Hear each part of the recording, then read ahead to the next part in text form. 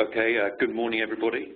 Welcome to the webinar this morning, the Midtier Wild Pollinator and Farm Wildlife Package webinar. We've got an hour of time ahead of us to go through the pollinator package. We're going to start with a presentation which should last for about half an hour, and then we've got half an hour of questions. Just to say, if you want to ask a question, then do submit any questions. Very keen to hear the questions, but please use the chat box. And to do that, you need to click on the chat icon at the top of the page, and if that goes blue, then you're in. We want to do this so that everybody can see the questions that are being asked. Also, just to say that we will be recording this session, and it will be issued later, so you can access this recording. Just want to say that we've got a number of us on the call today. Myself, James Phillips, I'm Priority Species Specialist for Natural England. We've got Mike Green, who's our Natural England Senior National Specialist on Agronomy. We've got Matt Wilmot, who's NE Land Management Advisor for South Mercia and has been delivering the Farm Wildlife Package across Warwickshire over the last year. We've also got Graham Critchley, who's the FAF Contract Manager for the Northwest, and we've also got Rebecca Ashford, who's our Countryside Stewardship comms. So, yeah, we've got, as I say, we've got 1 hour to really go into a little bit more depth, a little bit more detail about the Farm Wildlife Package. We've got a series of slides, 15 slides to go through first, and I think maybe best if we go through the slides first, and then maybe have the sort of the questions and answer session after that. So basically, the package, just briefly, the package has been developed by myself, Mike Green and Phil Grice, and this followed a commission from DEFRA and major interest from the Secretary of State and senior management in DEFRA and Natural England. Just to say that we've worked very closely with DEFRA and delivery partners and stakeholders. So if you like, on the biodiversity side, we've worked very closely with the RSPB, Butterfly Conservation, GWCT, FWAG, Plant Life, Bumblebee Conservation Trust and Bug Life. But we've also taken comments and advice from the NFU, CA, the Soil Association, and also in consultation with the farming industry, the National Pollinator Scientists and Species Specialists.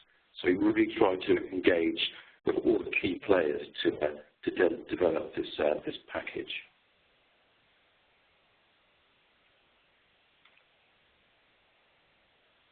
So what are they all about? But it basically expands on the environmental stewardship farm and bird package, the big three approach. But we've expanded it now to also deliver for wild pollinators. So why do the package? Basically, it's proven delivery of biodiversity outcomes, makes it easier to develop a good, well-paying agreement, and I think there's a better chance of successful applications. There's pointless uplifts for doing the package with extra points for holding areas and areas targeted for birds and or pollinators, and I'll just touch on that in the next slide.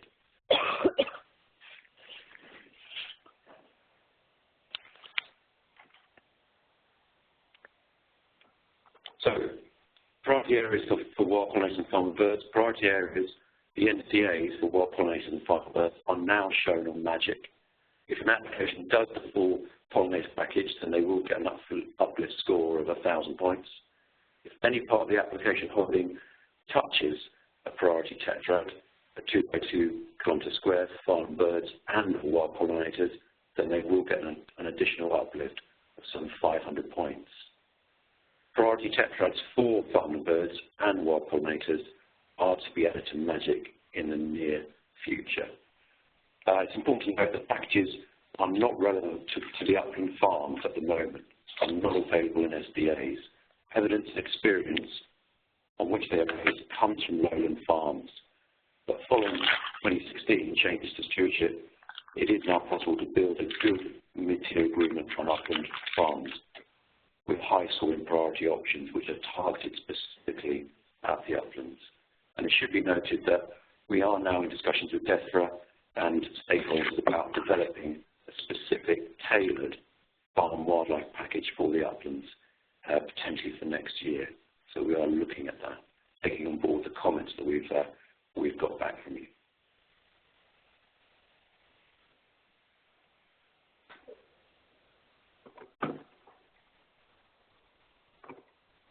So what does a mid-tier package involve? Well, at least 3% of the farmland, arable, temporary and permanent grassland within the application being entered into relevant stewardship options. And they need to deliver nectar and pollen sources for insect pollinators and insect-rich foraging for birds, nesting, hibernation and sheltering habitat for pollinators and birds, and winter food for seed-eating birds. So it's all about delivering those year-round life cycle needs that farm wildlife need to sort of thrive across our farmland. There's a broad choice, some 31 options of arable and grassland options, plus hedgerows and buffering of ponds to select from. These are all known to benefit wild pollinators and farmland birds within the farmed environment. And these basically bundled together for arable, mixed and pastoral farms. And these tables are specifically set out in Annex 3 of the handbook, and I'll touch on this a little bit later in the presentation. There's no limit on the amount of individual options and no negative score for doing more than the 3%, and you will still get the extra points for doing more. And note, all the package options are high priority, so they score highly in their own right. So some resources are essential and some are optional for each farm type, and we'll touch on that now in the following slides. Bundles also note additional options that might be appropriate to include. So we're just going to now look at each of these in a little bit more detail, and I'm going to pass you across now to Mike Green, who's going to take you through this. Over to you, Mike. Thank you, James. Good morning, everyone. Yeah, we've got some essentials and optional, as James has said. So the first essential across all farm types, we know from a lot of the research that's been done, a lot of independence and government research, you know, there are some essential resources that are in less than we want in the quantities in the countryside. And this is the first one. It's one of the key resources for a wide range of pollinators we're trying to support through various initiatives, National Pollinator Strategy and others. Quite a lot of the natural hectares of nectar and pollen resources on farms, Campaign for Farmed Environment, which you should all be familiar with, have picked up the management of those very nicely, and that's still ongoing, which is good, and you know, full credit to the farmers that are doing that, maintaining those natural areas. What we want to do is try and stitch in some of these higher quality sown habitats onto more farms to supplement that sort of natural resources that are there. So that within a collection of farms, the local landscape, we've got this good spatial coverage of this essential resource. For arable, the ideal is margins or plots of either sort of AB1, which is nectar flower, or AB8, which is flower-rich margins and plots. But we're trying to get them so that the science tells us sort of no more than 500 metres apart, because some of the smallest pollinators struggle, solitary bees struggle to get beyond that. So moving around the farm, they're using up more energy getting to these widely dispersed areas of nectar and pollen than they're actually getting back. So that's putting their health in decline. So we've got to try and, in the landscape, get these things to be sort of spatially close. And obviously, you know, other pollinators are able to fly much further distances, so no problem. The other benefit of getting these options in more close proximity is it has a strong influence on bird territories. So we're basically trying to get as much as we can, because anyone coming in and delivering these options is really doing the right thing straight into Biodiversity 2020 delivery, because we're below the sort of thresholds that we want for that. So they really are making a difference. So we have to make sure the little tweaks for each of these options are important. That 500 metres is the same distance for grassland, but two different options delivering the resources, and they actually have slightly less flowers per unit area than our AB1 and our AB8, sorry. So to get the same sort of resources per unit area, we need to do double the area of these options. some key points, really, and Matt, I know you're going to say something after I've done the next slide, but, quality is really important. Most of us know a Polish agronomist who says a hectare of rubbish is still a hectare of rubbish, no matter how well you dress it up, and we're so long into these schemes now with original stewardship and then environmental stewardship and now countryside stewardship. We know if you're committing land to these options, and we must remember that mid-tier isn't sort of second or third division stuff. It's up there with premiership, higher tier. These are the same options. They just have fixed prescriptions, and there's at the moment no advice going with them, the tailored advice, but they're exactly the same. So anyone delivering mid-tier options for nectar flower resources is really doing the right job. We've got to make sure that every hectare that we get delivers the best it can. So right option, right place, south, southwest facing, right scale, right management. James, can I have the next slide, please? So here's some pictures of some good pollen and nectar flower options. Matt, do you want to say a bit about these, or do you want me to carry on? Yeah, just to say these two photos were taken in Warwickshire, contrary to sort of conventional belief, really. The slide on the left shows a beautiful wildflower margin. We're not saying for a moment it approaches the complexity of a sort of 500-year-old wildflower meadow, but it's just proven this is very, very heavy Warwickshire clay soil, so there really is no excuse. Whilst it can be difficult I appreciate it can be very difficult to establish these margins on heavy clay soils in particular. This guy proves he's done it. You need to real attention to detail. I impress on them as an advisor. They really need to be putting in as much effort to their wildlife crop as they do their conventional crop. That's really important. And there's plenty of good guidance out there now. We've got really good technical information notes on the gov.uk website. There's numerous books. Mike mentioned the Polish chap, Marek Nowakowski, I'm sure is known to many of you. He's got a really nice book out with Richard Pywell at the moment, Habitat Creation and Management for Pollinators, covering everything that farmers need to know practically. The slide on the right is the classic kind of pollen and nectar mix, the nectar flower mixture, legume-based, again taken in Warwickshire, dominated by red clover. It's important where possible that get farmers to do both of these habitat types because they do offer quite different things. The slide on the left offers greater structure for a wider range of invertebrates and pollinators. The slide on the right really is a kind of little chef for bumblebees, longer-tongued, scarce bumblebees. So where possible, we really are looking to get both these habitat types for the pollinators.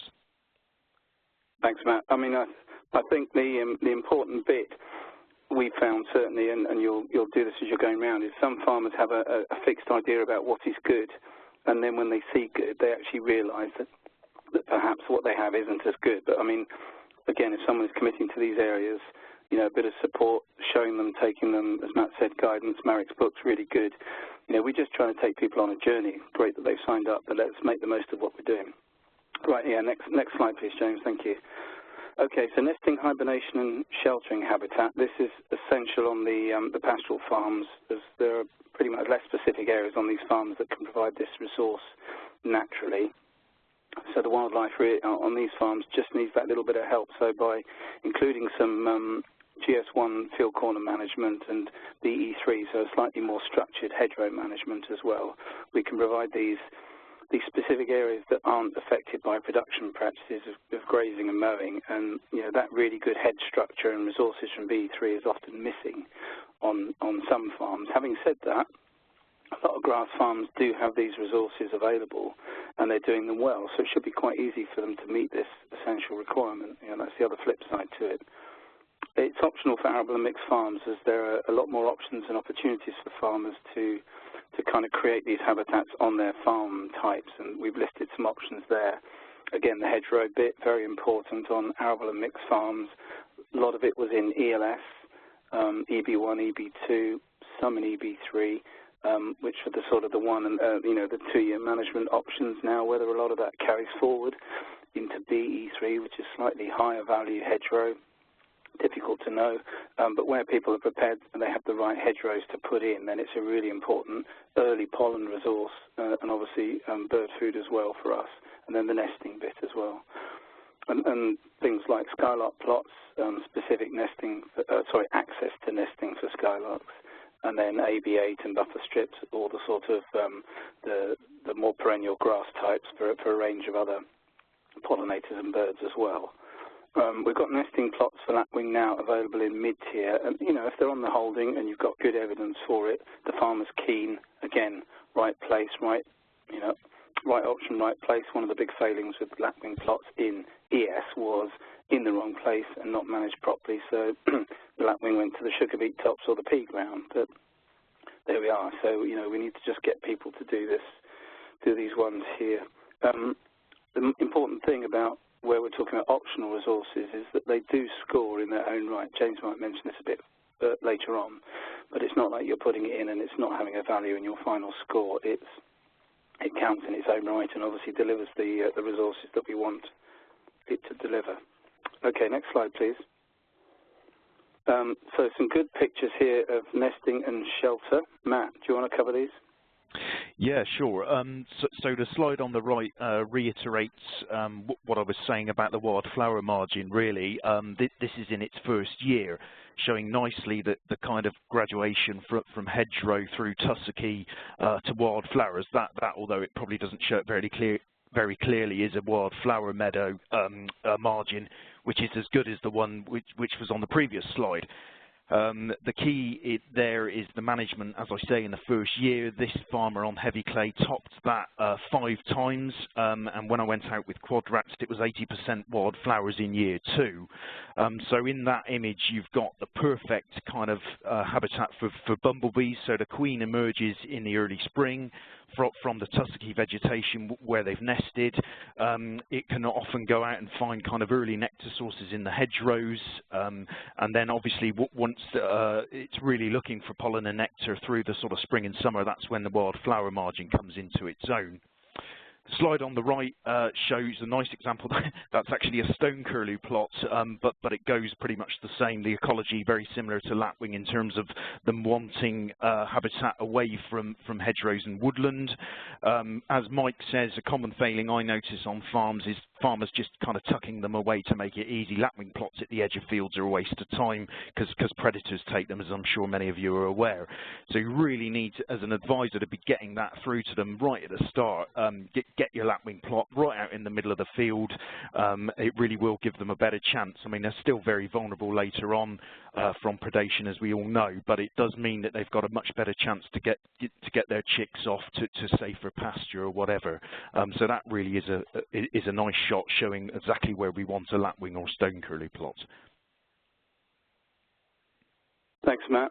And I think the important thing as well is where people are committing to a range of these things, they don't always have to have them in isolation. Sometimes that shot on the left was a good example of that combination where you have a hedgerow, tussocky grass, flower-rich margin.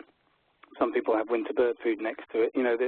This sort of grouping of resources together, provided you've got, if you're a large farm, you're not putting all in one place. It does give us that spatial coverage that, if you think about set-aside, for whatever value it had, it was spatially dispersed around the countryside, and we were getting lots of resources in lots of places. We've got to sort of make sure we cover those things off. Okay, back to the winter food and seed-eating birds. Again, a really big essential resource for arable and mixed farms. That with the nectar flowers is the 2 big ones. Optional on pastoral farms, because generally more areas on these farms that can naturally provide some winter food. But in some ways, as we're in one bigger farmed landscape, any farmer putting in specific winter food options into their mid-tier pastoral application, it'll really help in that area, and you get spill out onto other areas as well. And obviously, it counts as option points for their agreement too. The option choices available for winter food provide both annual and biennial seed mixes, and that just benefits a broader range of farms. Some people like annual only because they're used to dealing with annual crops. Others are quite comfortable having an area going for 2 years, but obviously we need to be sure they don't just keep doing that, because we know that some of these areas get a bit sick, get a bit weedy. We need to move them around. So again, horses for courses. We're trying to be as flexible as possible to get the best benefit. They can all be grown in one block. which might help the farmer manage them better, and birds can move to find them. Again, you know, birds, like we said with pollinators, birds use energy getting to places to feed.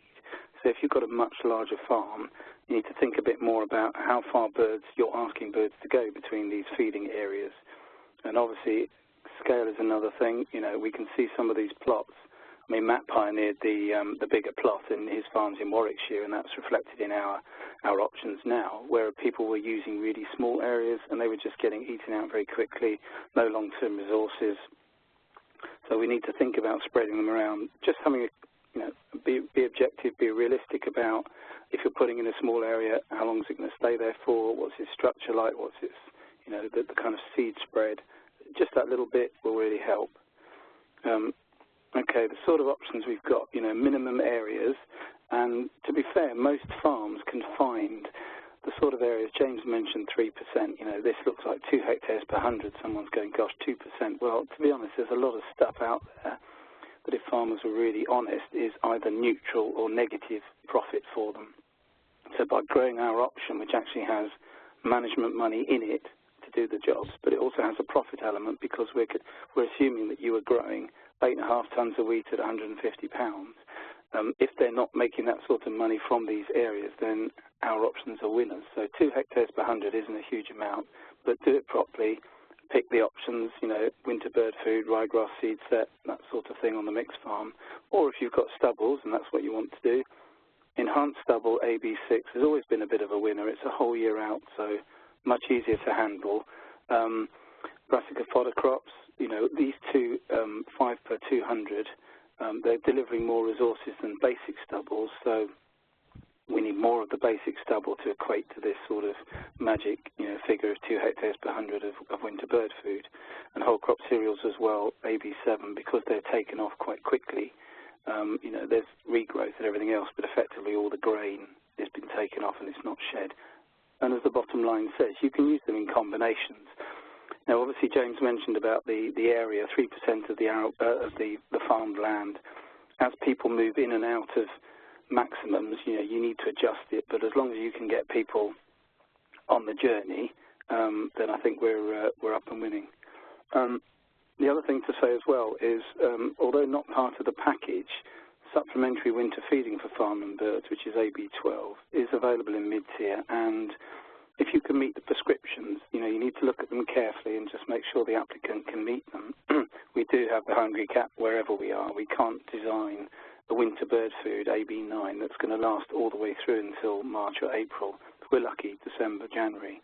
But being realistic, you know, we don't want to stop the birds there. So AB12 is a really good filler of the hungry gap, but people really have to do the job.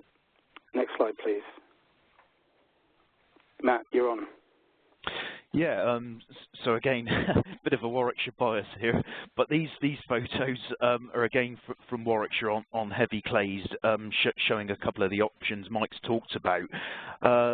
The real gold medal to me goes to the one on the left. It's the wild bird seed mix, but it's no good. Again, farmers just stuffing it in a corner and walking away. They'd never do that with their winter wheat or oilseed rape or anything for that matter. They really do need management, and this shows a classic example. This was received, I believe, 70 to 80 kgs of nitrogen right at the start. It also had a top dressing, but this shows quinoa, millet, triticale, linseed, kale in the base as well. Absolutely fantastic for farmland birds. This was taken a couple of years ago. You know, really rewarding for the farmer. Probably between 700 and 800 linnet on that, about 100 reed bunting, etc., etc. So fantastic. The farmer feels really good about it. It's done a really good job. Grown a fantastic crop. There's plenty of mixes available, as you're all aware. All the big seed companies deal with these mixes now. We've got lots of flexibility in terms of managing them, moving them around. They're all rotational. You can apply fertilizer, you can apply pesticides if you're conventional. If you're organic, you can, as I say, move them around or put muck on them, etc. So they really are, we've really taken on board comments, feedback from farmers, from our key stakeholders like the RSPB, Game and Wildlife Conservation Trust, etc., to really get these habitats top drawer. And there really is no excuse. If you go, unless they've had real big problems with flea beetle or slugs or whatever, there really is no excuse to go on a farm now and see a poor bit of bird mix. It frustrates me as an advisor when you go on a farm and see a great bit of a very poor bit of bird mix right next to a lovely winter wheat crop, and you ask the farmer what he's done differently. Oh well, I didn't think I could manage it. Well, there's really no excuse now. The guidance is out there, and we really want them to be delivering the best they can. Slide on the right shows another nice winter seed source, fairly weedy. You can't see it very clear in there, but there was a lot of sort of volunteer weed growth coming through that particular stubble. Is very nice on a field scale, just offers foraging opportunities for the sort of birds that like being in middle of fields more. Things like corn bunting, skylark in the winter like to be out in the middle of that. So you know, please, once again, like the pollen and nectar mixtures and the flower mixtures, just try and get them to do a combination of the two. I know it's easier on lighter soil where they've got a spring crop and so on, but you know, our options now, there's plenty of options available for things like an extended overwinter stubble. Also think about agronomy. You know, there's great options in there to facilitate blackgrass control. I know, Mike, you've been working with CEH and others on that. So just kind of think about getting that across to the farmer when they realise suddenly not only can they exercise some blackgrass control, but they're also contributing to their percentage requirement under the package. These things really start to stack up. Yes, Matt. Thank you for that. Next slide, James. Thank you. And I think I'll just say, just the bit that Matt finished on at the end was that, you know, we've got some whole field options now, bumblebird, and also the 2-year sown legume fallow, where we are trying to get people to think about them as rotational options and not just sort of separate to their farm rotation. Use them well. We get benefit from it. The farmer gets benefit from it. And then we're not shying away from that. You know, we have to work. We are working in partnership now more than ever because farmers have the only resource that we've got access to. So, you know, trying to work, getting these longer-term ones in there, 2 years around, move it around, use your sort of, you know, your real high-risk fields for blackgrass and stuff, try and do some cleaning up, off we go. Right, this final slide for me on additional options to consider, and these are listed for each package, but these are the ones where we know they're complementary to the main hits that we've sort of described before. And these are, you know, they're optional ones to consider, but, you know, when you're doing this sort of assessment of, okay, well, we can have a bird mix there, and we can have some stubbles over here, and actually there's, you know, this leaves the bit of the farm over here a bit lacking. What else could we do? Maybe you could consider some of these additional options as well. And again, it builds more of a package, and we've got to be realistic about what people can actually manage. Matt's quite right. You know, we shouldn't have, we're so long down the road now, and with the information, we should not have bad mixtures of anything on farms. And if they are, it could be because of circumstance or the farmer still just isn't putting the priority on it. Well, if we load them up with more options that are even more activity to do, then that's perhaps not the right thing. But where someone is keen and just saying, well, what else can I do? What would complement it? You know, start picking from this list. And we rent Matt out to anyone who wants it. You know, he's a nice guy. Right, next slide, please. James, I think you're back on. Yeah, thanks a lot. Thanks a lot, Mike. Thanks a lot, Matt. Just to say, we just wanted to go through some examples, give you some exemplars of how to put the package in place. So I'm going to give you an arable example, a pastoral example, and a mixed example. So if we start with the arable example first. So for this example, the application includes 250 hectares of arable on heady land with mainly winter cropping with some high-quality hedgerows. So for this application, you could put in pollen and nectar insect food, a minimum of 2.5 hectares, so that could be 1.5 hectares of AB1 nectar flower mix, plus 1 hectare of AB8 flower-rich margins and plots. You would then also look to provide the winter seed, so that would be a minimum of 5 hectares, so there'd be 5 hectares of AB9 winter bird food. So the payment for doing that would be £4,500 per annum. Instead of AB9, you could do 25 hectares of the AB2 basic overwinter stubble, or 12.5 hectares of the AB6 enhanced open winter stubble, or a combination of these. Also consider BE3, management of hedgerows of high environmental value, and AB4 skylark plots in winter wheat fields as additional options. Also important to note, most all the arable options can be co-located on EFAs, but payments will be reduced to prevent double funding. A mix of legume, AB1, and perennial AB8 flowers gives the best delivery for a wide range of species across the season. So it's really important we're just trying to get that, to deliver that key nectar flow from early spring right through until late autumn. Although not formally part of the arable mixed packages, we should also encourage AB5 nesting plots for lapwing and stone curlews if lapwings are present on the holding, as described by Mike and Matt. Also the possibility of using the supplementary winter feeding for farm and birds, AB12, if the requirements can be met by the applicants. Both of these options are available in mid-tier. And I imagine many people on the call, we've had experience of supplementary winter feeding for farm and birds. It works really, really well. It really does deliver a big hit for farm and birds during that key hungry gap period, January through to April, so it's really good. So the next one is the Pastall example.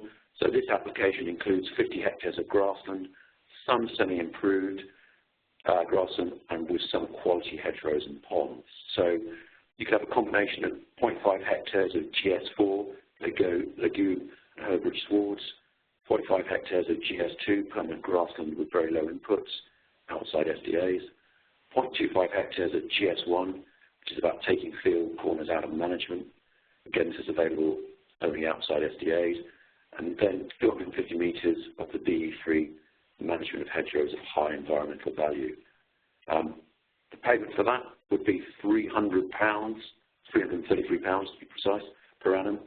And you could also consider GS17, lenient grazing supplement, GS3 ryegrass seed set as winter spring food for birds, and WT1, which is about buffering infield ponds and ditches in improved grassland. Again, these can be used as additional options. It's also just worth noting, again, you'll know this, but the minimum annual payment under Countryside Stewardship of £5,000 over the lifetime of the agreement has been suspended. You can go below that. That's why we've kind of used this option, this example. So the applicant could apply as in this example, but it would be prudent to maybe add other options to the application to ensure it's delivering against a wide range of local environmental priorities and score as well. So if I move to the mixed farming example, so this application includes 200 hectares on a mixed farm with high quality hedgerows and again some unimproved grassland. So again, I want to kind of deliver pollen and nectar insect food, minimum of 4 hectares. So this could be a combination of 2 hectares of GS4, legume and herb-rich swards, or 2 hectares and 2 hectares of GS2 permanent grassland with very low inputs. Again, delivering a bit of winter seafood for farm and birds, so looking at minimum of 4 hectares, and that can be delivered by AB9 winter bird food. And the payment for that comes in at $3,300. Instead of AB9, could do 4 hectares of GS3 ryegrass seed set as the winter spring food for birds, or 10 hectares of AB13 brassica fodder crops, or 20 hectares of AB7 whole crop cereals, again, or a combination of that. Also again, consider BE3 management of hedgerows of high environmental value. Again, things to note, instead of 4 hectares of grassland options to meet the PM, the pollen and nectar insect food, could do 2 hectares of arable options. So winter bird food options can be tailored to the farm situation. For example, using GS3 if silage is growing, and AB7 if there is whole crop. Using more than one winter bird food option is usually the best combination, as described by Mike and Matt.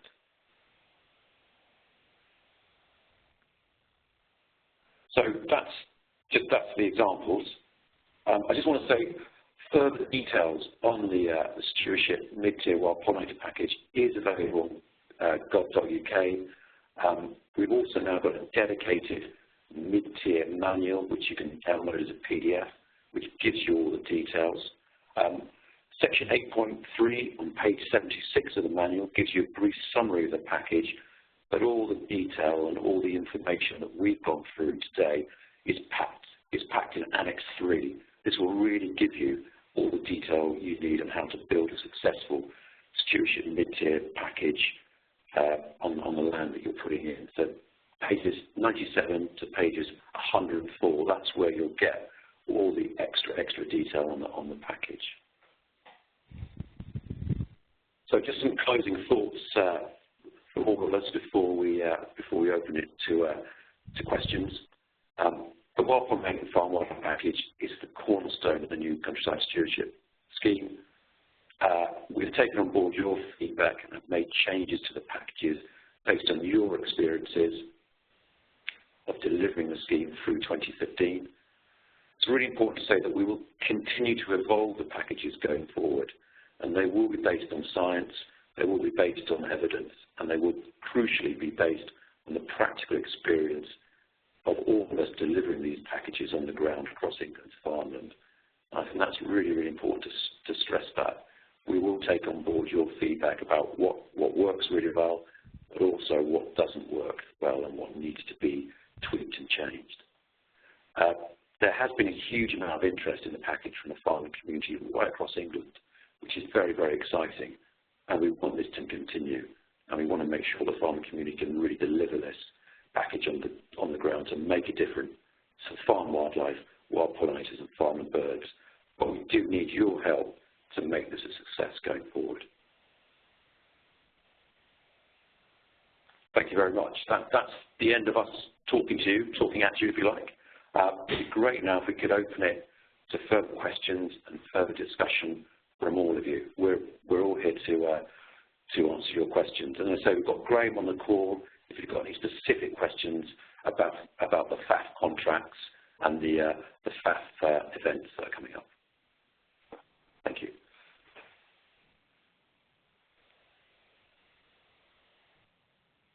Actually, James, if I just pick one up, there's been a question from Alex, which has come from Rebecca to everyone about the scope for having AB1 and AB8 on improved permanent pasture in the future. I know at the start of CS, I know the grassland group are pretty keen that, because ours pays quite well, that they're trying to push GS4, the legume and herb-rich swards, as their version of those two. But I think with everything going forward, I mean, we're kind of locked into the IT and everything else at the moment, but you know, we are looking at ways of where changes are needed, you know, how we could implement them. So we will, Alex, we will look at that and just see what the uptake is of these various options. And if we're missing a trick, because you're right, dairy farmers, if they can provide us with this resource in an area that's needed, we're foolish not to try and engage with them. So yeah, we'll take that one on board. Thank you for that question. I think I'll just add to that, Mike, that it's always quite difficult to start looking at any options which are involving cultivation or ploughing of permanent grassland. I totally understand what you're saying, Alex. You know, a lot of the sort of improved ryegrass swards you're talking about are often as sterile as some of the arable fields. But you know, we've got to remember that it's a multi-objective scheme. Permanent pasture has a resource protection role. It's also often got some archaeological interest in terms of below ground, but also ridge and furrow. And I think the reason it wasn't kind of just stuck in there as something a farmer could do when they wanted is, you know, there is a screening process through EIA. It's not there to stop. If farmers wanted to go down that route and then put those options in, they could. But I think there's a necessary kind of barrier there. I totally understand what you're saying, but you know, we can't really be seen to get farmers going out ploughing out ridge and furrow, even if it is on permanent, sort of fairly poor grassland, or improved, if you like, from our perspective. We don't really want farmers to be going out sort of ploughing up their ridge and furrow. So there has to be a necessary kind of sort of prohibitive element in there.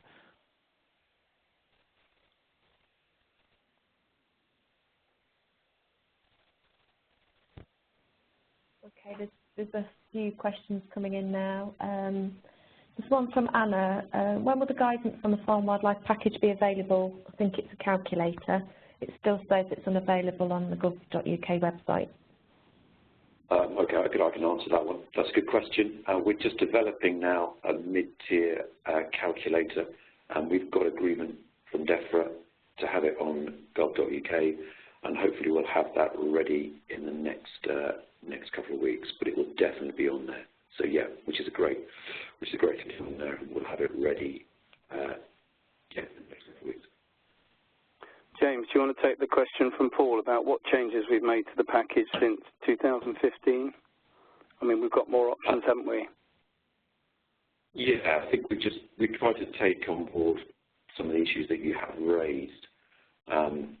We've added some options, and I think we tried to make it a little bit, hopefully we tried to make it less complicated and easier to understand, and I hope it'd be good to get your feedback on the presentations that we've done today, and also your feedback on the Annex 3 detail that we've done on gov.uk.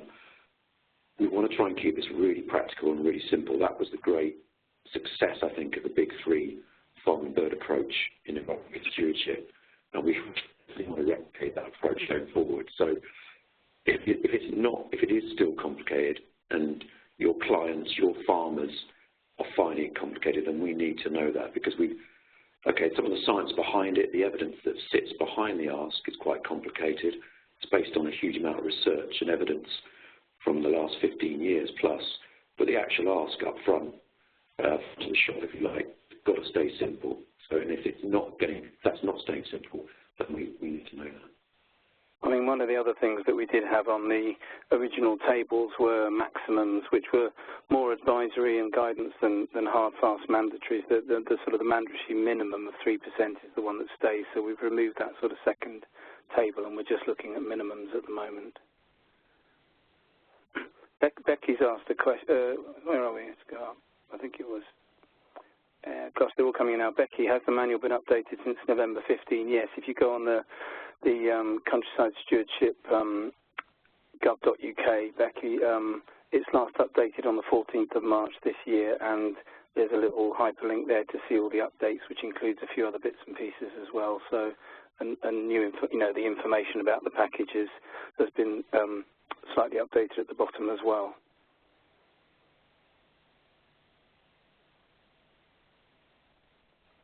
I think there's a question on the suspension of the 5,000 threshold. I think there is more detailed guidance on this, and there's specific detailed guidance on the package in the new handbook. We will be putting in targeting data on Magic, particularly around the tetrad data. So we'll be putting on tetrad data for farm and birds and tetrad data for wild pollinators. The wild pollinator tetrad data is those squares where 7 of 13 species of wild bee species associated with the wider countryside are found. So that data, we're just getting agreement to use that data from BTO and from CEH and BWAR, so that will be made available in Magic in the coming weeks. Tim, yes, he wants an example of a grassland farm with all permanent pasture doing the package. We'll look at that. It won't be easy, I don't think, but we'll just have a little look and see what we can come up with for you on that one. James, is the mid-tier manual going to tell us what the final target score is in mid-tier? That's from James. I think the actual score, the mid-tier I guess the final target score to get in wherever the threshold level is. I don't think it'll be in the manual, will it? Yeah, I'm not sure if that'll be in the manual or not. We'll come back with that. We can go away with that question and come back with an answer on that one. Okay, Alison and Helen have asked a question. Could an application be made up solely of the package, or do other options need to be applied, i.e. could the package be 3%? The 3%? Well, it has to be 3%. It can. Yeah. Absolutely, yeah. Yeah, it can be made up of a wild pollinator package specific application, absolutely. And I mean, it does, if you're in a water area as well and you've got other interests that you know the applicant would be interested in, then they add to it as well. But the 3% of the package stays, doesn't it, as the core focus does the scoring that you described. Yeah. Yeah, so the scoring for the package, you'll get the 1,000-point uplift for doing the package. You'll get an additional 500 points if the application holding is touching a tetrad for pollinators and/or farm birds. You'll also get additional scores for any additional options that you put in as part of the package. And then on top of that, you'll also get a high priority score for using those options that are relevant to that target area for mid-tier. So by building that, you're going to have a very high scoring application, and that's just for the wild pollinator package. As Mike says, if you start adding additional options for water, if it's a high priority area for water, then you start to add additional points, obviously, for that key objective as well. Matt, can you think about the question from Sarah about the lapwings while I deal with the one that James just said before? If the country votes to leave the EU in June, can farmers receive the funding? No idea, James. It's not a political call. Keep your eye on Google. We can't answer that one. I'll have a go with the lapwing one. Yeah. Thanks for that. It's a good question, Sarah. I've got similar problems on a couple of farms in Warwickshire. No, I mean, again, I come back to the point, it is a multi-objective scheme. Whilst, you know, I'm a keen birder and I like to see lapwings breeding, we do have to bear in mind, obviously, the resource protection implications of putting a lapwing plot on a field prone to soil erosion. And I would seriously look at maybe the next door field, although they tend to be, as you know, very field faithful, that they will move next door, and quite likely historically they've nested on that field because a lot of the soil has been washed away in the early spring. So we do need and created the bare ground. So we do need to be mindful of that. And if you're in doubt, I would, you know, we don't want to see soil being washed into rivers, even if there are lapwing nesting on it. We need to be thinking about moving it next door. Yeah, there's Alex. You're right about the improved permanent pasture under region priority is small. The trouble is mid-tier is a free dibs. So although you guys are helping to control or manage expectations or direction, you know, outside of that, people can just apply. So there is this element of uncontrolled ploughing of even improved grassland on historic features. People don't have to address that in their mid-tier, which is what we'd want addressed under higher tier. Is there a de minimis application area size? Alison and Helen asking James, 30 hectares or less? Is there a figure? I think it's actually based on. Yeah, I think the reason we've sort of reduced the threshold for the money is that I think people can basically put in the area they want to, the hectareage they want to. There isn't really a minimum. Yeah, down to the minimums that the options actually apply. Some of them have minimum eligible areas, others don't. Yeah. But again, it becomes, you know, you end up with something the size of a small house, and it's not in footage, and it's not very big. Difficult to manage. Jenny says. Do you want me to answer the scoring question? Because I think that's come up a couple of times. Go for it. So just to say, there isn't a targeting score. It depends on the quality of the other applications that are coming in. So it is competitive. It is a competitive scheme. The threshold is based on a poor ELS agreement, so e.g. those that won't be accepted. But an agreement that addresses local priorities is likely to score well, as we've described. So it's all about right options in the right place at the right quantity. So I think that's really important to say that. Jenny's got a point about the presentation not highlighting the soil ecology. Absolutely right. The soil ecology is the backbone of all of this. We're tending to be focusing above ground resources at the moment, but we could actually, you know, mention the value that some of these things are doing to the below ground. Again, root penetration, water pumps, soil carbon, organic matter, that sort of thing. We could perhaps do that. They are doing it. It's just not the high priority thing to describe for it, I suppose. Paul's talking about all the mid-tiers that came in last year and not so many signed. James, have you got a view on that? Or Graham?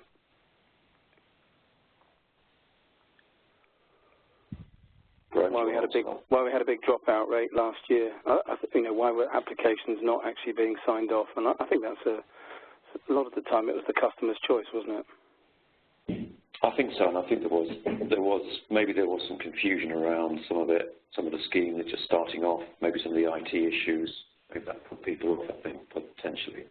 I would hope that's not going to be the case this year. I think we're clear on what we're trying to deliver, clearer on the approach about the way it's going to be processed, about the scheme's going to be processed. So hopefully it'll be clearer this year.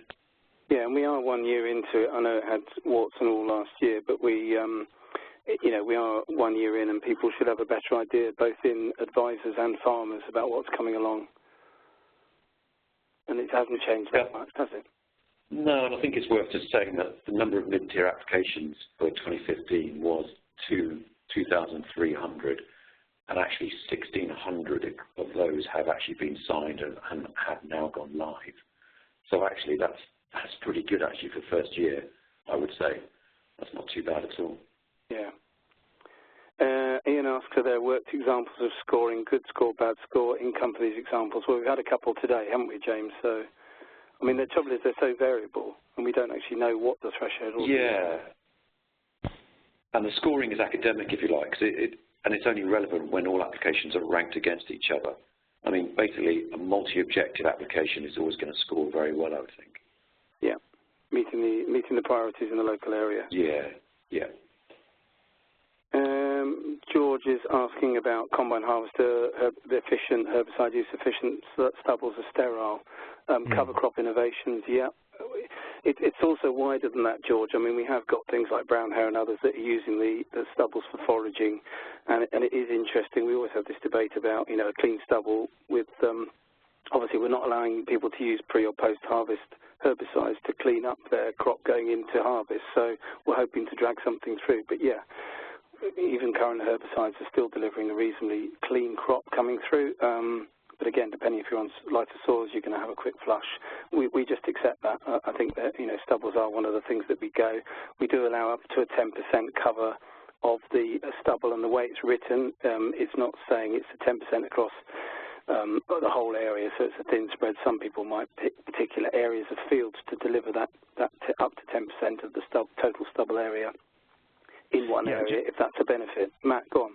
Yeah, I was just going to add to that, Mike, and that's part of the reason we're fully aware that a lot of these stubbles are fairly clean due to efficiency of harvesting equipment, etc. And I mean, that's part of the reason we've redeveloped new stubble options in conjunction with the industry and our key stakeholders. So the enhanced stubble, which does offer obviously an extended period. Also the fact that, like you say, Mike, you can put things like fodder, radish, or mustard into the stubble over a limited area. That does offer kind of extra habitat for some of our wintering farmland birds.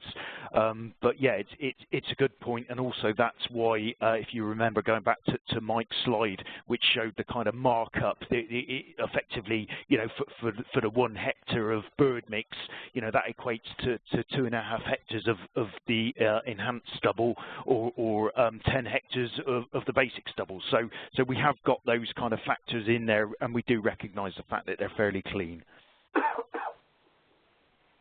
And some farms are just happy. I mean, it does.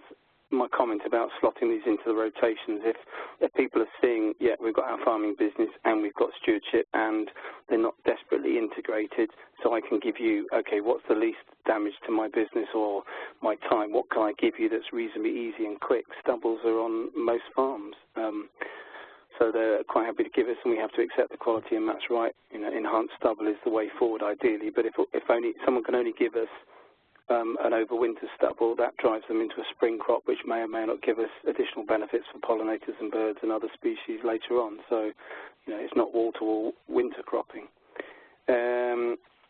Paul, you're asking a question about the areas are per hectare of land entered into the scheme, i.e. not per hectare of arable land. Yes, it's so, James. You described that, didn't you? It's hectares of arable, temporary and permanent.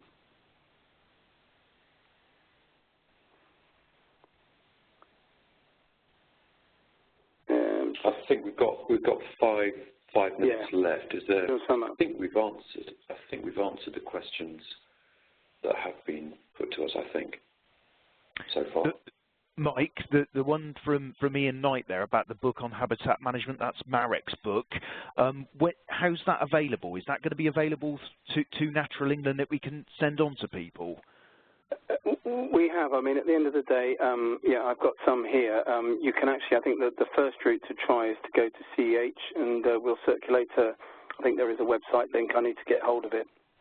Yeah. But CEH are the sort of the owners of the publishing, because it was done through NERC, through Natural Environment Research Council money. So I would go on the CEH website first, and if you need one quickly, and see if you can find it. If not, we can certainly supply some people, but we don't have that many copies.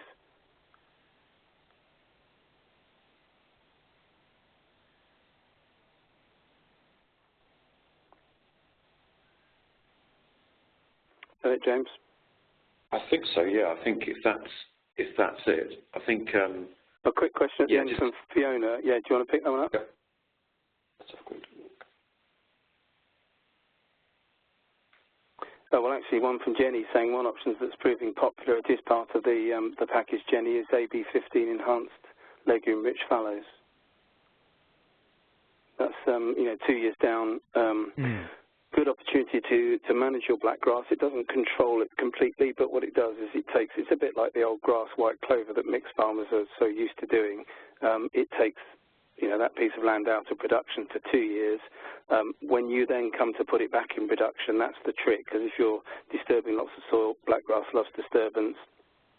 So we've actually got some trial results coming through last year, the trial this summer, at Woburn, where we, again with Marek and CH, where we're looking, and Agri as well. There's a lot of information out there, but basically we're trying to establish the wheat straight into some of these 2-year sown fallows, just to see whether we can confuse the blackgrass and think it hasn't been cultivated. Yeah, Mike, there's a question there from Paul as well about flexibility for changes in agreements.